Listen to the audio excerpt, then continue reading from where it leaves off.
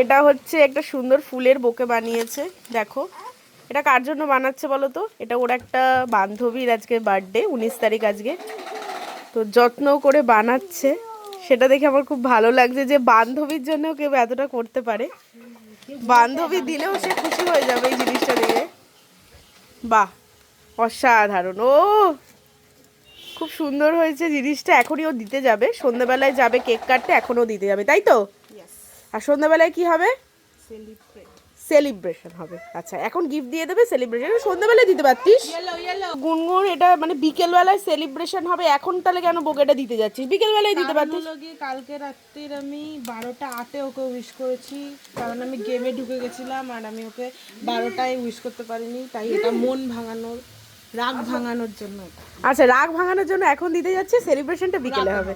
বাহ বাহ বাহ, খুব সুন্দর। Thank you.